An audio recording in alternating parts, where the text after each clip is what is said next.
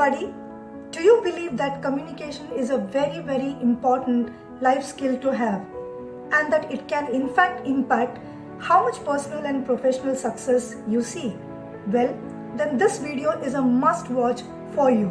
Hi, my name is Anita and I welcome you to my YouTube channel Slay It with Anita.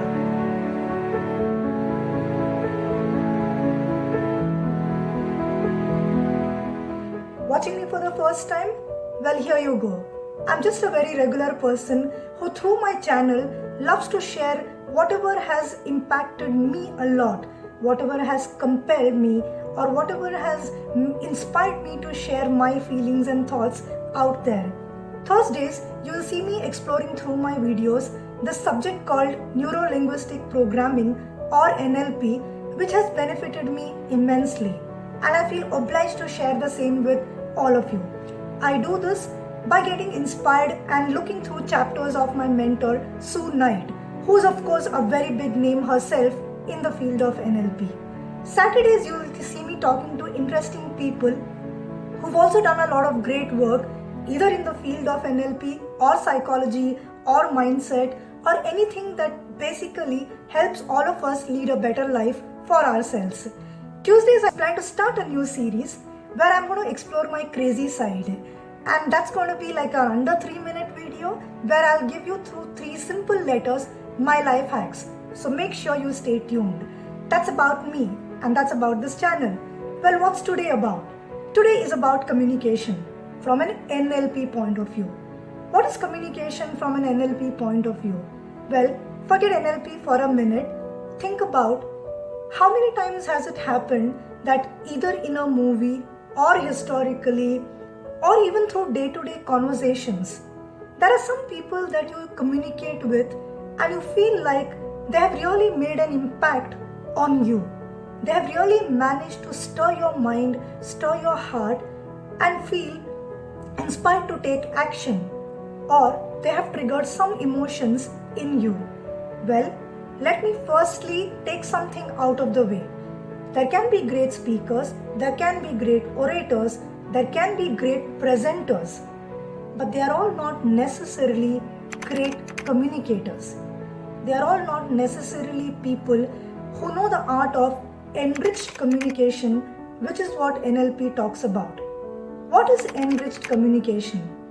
Well, to simply put, you and I have these 5 sense organs, right? We have our eyes through which we see this beautiful world. We have our ears through which we do listen to all the sounds that nature and otherwise has to offer. We have the sense of touch, using which we are able to find out how one surface or one touch is different than the other. We also have our tongue, which allows us to taste and differentiate for ourselves what's good and what's not.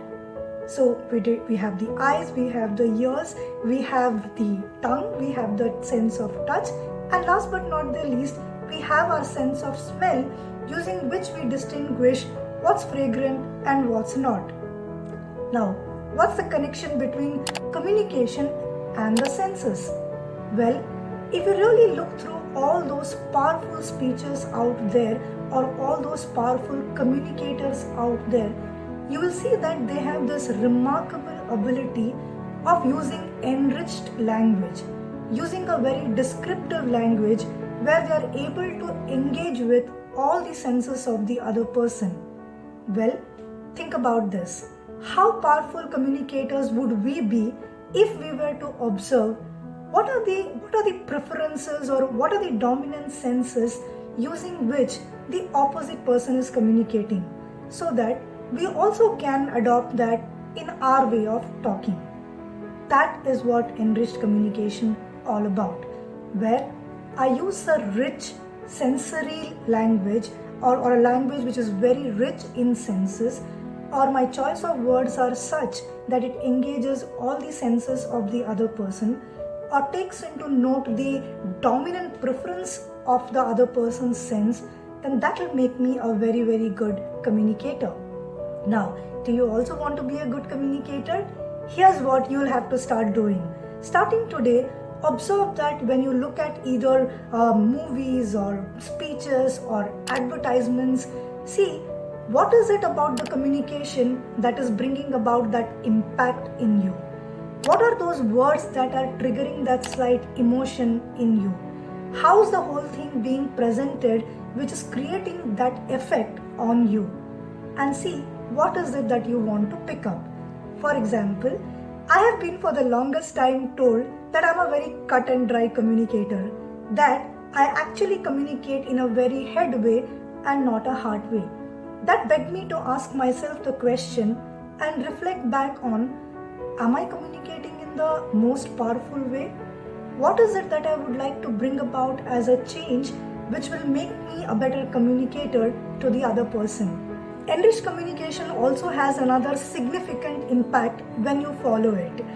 It creates a very high level of association and engagement with the person on whom you are using the enriched communication. So, why not try it out? Yeah, I'll try it out for sure. You're telling me that, oh, in official communication it is not possible to use enriched communication? Well, try this next time when you are in that board meeting or in that sales presentation or sitting across the customer or even having a team meeting with a boss who's probably a person of few words. Then all the more important that the few words that you use should match the sense that he or she is predominantly preferring. Well, one important thing that I would like to say with regards to communication before I round off or move on is enriched communication is the essence of motivation and commitment.